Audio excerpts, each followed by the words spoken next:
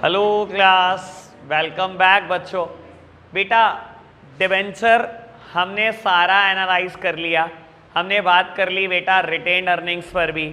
Equity share की advantage हम last lecture में पढ़कर गए हैं बेटा। स्टार्ट इक्विटी शेयर से ही करेंगे बेटा। अब बात कर रहे हैं लिमिटेशन ऑफ इक्विटी शेयर। अब मेरे पास जो बुक है पेज नंबर 198, लिमिटेशन दी गई है इक्विटी शेयर की 4। सबसे पहले आप रीड करेंगे बेटा और 1 मिनट के बाद मैं एनालिसिस करूंगा बेटा। बेटा लिमिटेशन स्टार्ट कर रहे हैं इक्विटी की पढ़ना। कहता है investor who want study income may not prefer equity share as equity share get fluctuating returns. जिस इन्वेस्टर के दिमाग में बेटा फिक्स्ड रिटर्न है ना, कहता है कभी भी इक्विटी शेयर ना खरीदे। तो बेटा क्या खरीदे? आप बताओ क्या खरीदे? अगर फिक्स्ड इनकम चाहिए उसको तो बेटा वो हमेशा डिबेंचर्स खरीदे। बेटा इक्विटी शेयर सिर्फ उन्हीं इन्वेस्टर के लिए सुटेबल हैं जिसमें रिस्क लेने की ताकत है, जिसमें फ्लक्चुएटिंग रिटर्न कमाने की ताकत है। आपको पता है ना इक्विटी शेयर के हाल बहुत खराब है बेटा। ऐसा भी हो सकता है बेटा पहले साल बहुत पैसे मिल जाए, हो सकता है बेटा अगले 4 साल कुछ ना मिले, हो सकता है बेटा फिर बहुत अच्छा मिल जाए। तो इक्विटी शेयर को बेटा फ्लक्चुएटिंग रिटर्न मिलती है। ये तो कंपनी का डिसीजन होता है कि इक्विटी को डिविडेंड देना भी है कि नहीं देना। लॉस के केस में देना ही नहीं और प्रॉफिट के केस में देना भी है या नहीं देना, ये भी कंपनी सोचती है बेटा। तो बाबू अगर आप में रिस्क लेने की ताकत है तो ही इक्विटी शेयर खरीदना, अदरवाइज आपके लिए डिबेंचर ही सुटेबल है। क्लियर होगी ये बात? सेकेंड वन ये बिल्कुल क्लियर होगी मेरी टेबल से। बात the cost of the equity share is generally more as compare to cost of raising fund through other sources. बेटा दैट मीन्स इक्विटी की फ्लोटेशन कॉस्ट सबसे ज्यादा है बेटा। सर याद है कॉस्ट ऑफ रेजिंग फंड किसको बोलता था? पैसा लेने के लिए जो पैसा खर्च होता है बेटा उसे हम बोलते हैं फ्लोटेशन कॉस्ट या कॉस्ट ऑफ रेजिंग फंड या इशू कॉस्ट। हमेशा ध्यान रखना बेटा इक्विटी की फ्लोटेशन कॉस्ट सबसे ज्यादा होती है as compare to the debt, as compare to the preference. अगर याद हो टेबल मैंने इस बार लिखा था लगभग 10%, यानी कि बेटा अगर 10 करोड़ रुपए रेस करने हैं ना मुझे इक्विटी से, 1 करोड़ खर्च हो जाएंगे बेटा पैसे रेस करने में। प्रोस्पेक्टस प्रिंट कराने के खर्चे बेटा, सेबी अप्रूवल बेटा, ब्रोकर अंडरराइटर को कमीशन ब्रोकरेज देने के खर्चे, TV ad, newspaper ad, magazine ad, ये सब मेरे खर्चे हैं बेटा इक्विटी शेयर से पैसे लेने के। ठीक है जी। थर्ड वन कहता है बेटा issue of additional equity share dilutes the voting power and the earning of existing equity share holder. याद आई प्यारे बच्चों ये बात? ये कौन सी बात है बेटा? अरे ये पॉइंट पे मैंने इतना अच्छा एनालिसिस किया हुआ है डिबेंचर के केस में। बेटा इक्विटी शेयर कंट्रोल डाइल्यूट कर देते हैं।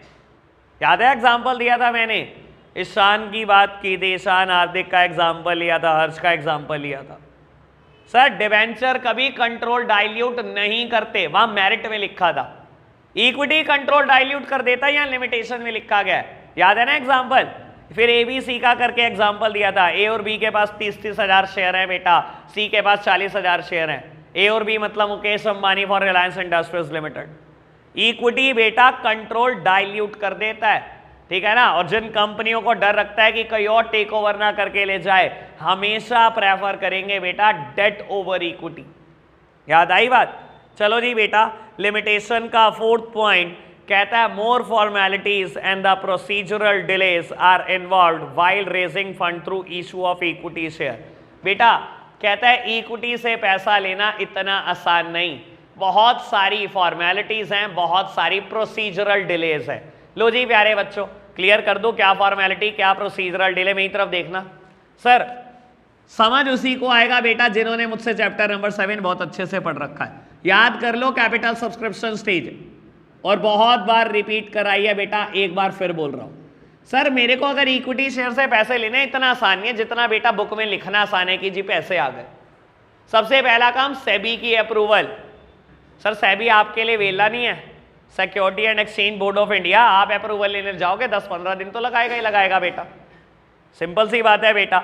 सेकेंड वन प्रोस्पेक्टस प्रिंट कराने के खर्चे 1-2 दिन में प्रिंट हो जाएंगे, 1-2 दिन वहां भी खराब होंगे आपके। बैंकर ब्रोकर अंडर राइटर को अपॉइंट करना तीसरा स्टेप। 2-4 दिन, इसमें भी बेटा खराब होंगे आपके। मिनिमम सब्सक्रिप्शन, सबसे ज्यादा खतरनाक चीज 120 दिन का इंतजार।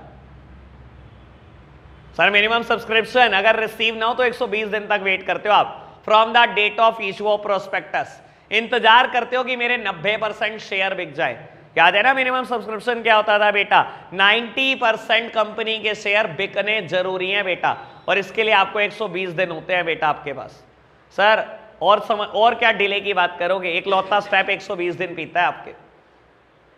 तो बेटा क्या कह रहा है? इक्विटी से पैसा लेना इतना आसान नहीं है बेटा, बहुत सारी प्रोसीजरल डिलेज है बेटा, और बहुत सारे पेपर वर्क आपको फॉर्मेलिटी पूरी करनी पड़ती है।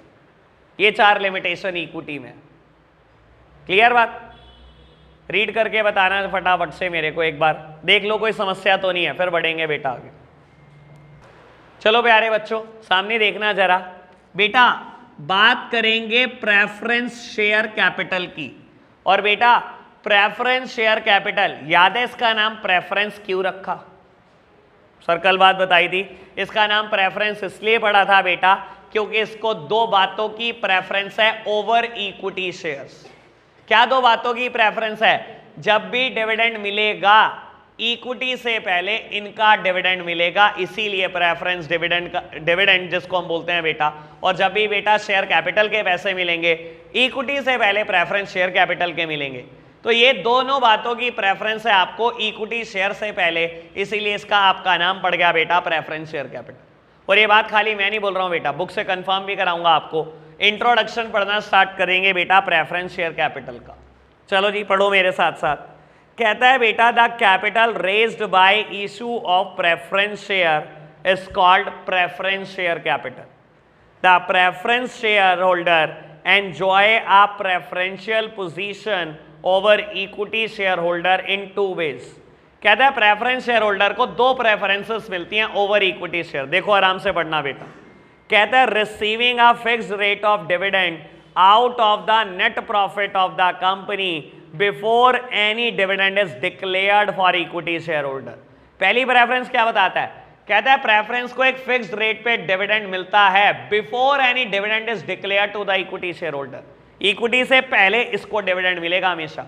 सर सीक्वेंस याद कर लो, डिवेंचर का इंटरेस्ट, गवर्नमेंट के टैक्सेस, प्रेफरेंस शेयर कैपिटल का प्रेफरेंस डिविडेंड, बाद में आता है इक्विटी शेयर कैपिटल का इक्विटी डिविडेंड।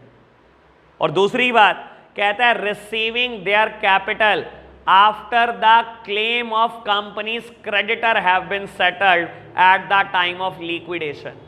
कहता है आपकी कैपिटल भी पहले मिलती है। कब मिलती है बेटा? कहता है जब सारे क्रेडिटर के पैसे दे देते हो। सर क्रेडिटर का मतलब बेटा आप लिटरल मत समझ लेना, सिर्फ क्रेडिटर। आपको याद होना चाहिए डिबेंचर होल्डर को भी हम क्रेडिटर बोलते हैं।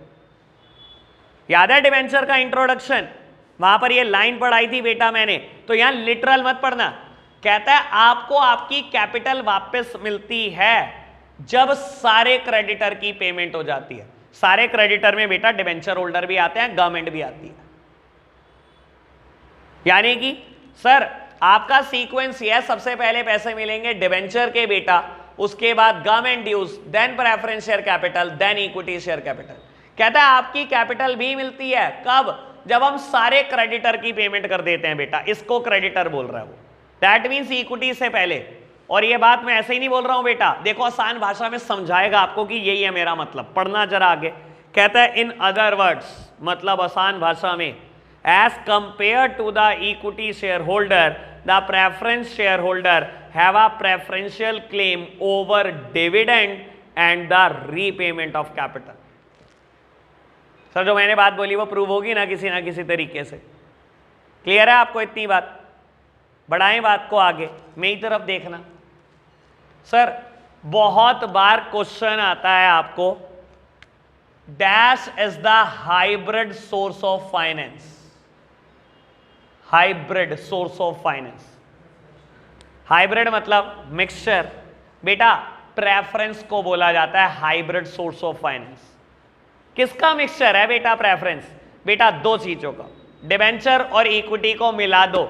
इसके अंदर ना इक्का दुक्का फीचर डिबेंचर के हैं और इक्का दुक्का फीचर बेटा इक्विटी के हैं। इसको मिलाकर बन जाता है बेटा प्रेफरेंस। देखो बेटा मैं समझा देता हूं कौन कौन से फीचर डिवेंचर से लिए इसने, कौन सा इक्विटी से लिया। बेटा प्रेफरेंस को हम हाइब्रिड सोर्स बोल रहे हैं, क्यों? जैसे डिवेंचर के आगे एक फिक्स्ड रेट मेंशन होता है, ऐसे ही बेटा प्रेफरेंस के आगे भी एक फिक्स्ड रेट मेंशन होता है। सर होता है कि नहीं होता? याद होगा मेरा इंट्रोडक्टरी लेक्चर बेटा, इतना जोरदार लेक्चर है वो बेटा, आधा चैप्टर फिनिश होता है उस बात से, ठीक है ना बाबू? जैसे डिवेंचर के आगे एक रेट है वैसे ही प्रेफरेंस के आगे एक रेट है, ये फीचर इसमें डिवेंचर वाला है। लेकिन बेटा जैसे अगर कंपनी को लॉस हुआ है, आप इक्विटी को डिविडेंड नहीं देते, क्या प्रेफरेंस को डिविडेंड देना जरूरी होता है? सर मत दो, बस अगले साल क्यूमुलेटिव हो जाएगा, कंपनी थोड़ी बंद करा देगा आपकी। आज मेरी कंपनी को लॉस हुआ है, डिवेंचर का इंटरेस्ट देना जरूरी है कि नहीं? बस ये बताओ, है जरूरी? कंपनी बंद हो जाएगी। सर डिवेंचर को तो इंटरेस्ट दिया, प्रेफरेंस को ना दो। जैसे इक्विटी को नहीं दे रहे वैसे प्रेफरेंस को भी कहां दे रहे हो बेटा? तो ये गुण ये इक्विटी वाला लेकर आता है, इसी वजह से प्रेफरेंस को बोला जाता है hybrid source of finance. Hybrid मतलब मिक्सचर है बेटा ये किसी चीज का, और ये मिक्सचर किसका है बेटा? डिवेंचर और इक्विटी का। एक गुण वहां से लेता है, एक गुण वहां से ले लेता है। क्लियर बात? अभी हम बेटा एडवांटेजेस पढ़ने की कोशिश करेंगे, पहले आपने रीड करनी है, रीड करना स्टार्ट करना। बेटा जब आप प्रेफरेंस की मेरिट देखेंगे ना, वो सारी बातें आती हैं बेटा जो हमने कहीं ना कहीं पढ़ ली है, चाहे मैंने वो बातें डिवेंचर में बताई आपको, चाहे इक्विटी में, चाहे रिटेन अर्निंग में।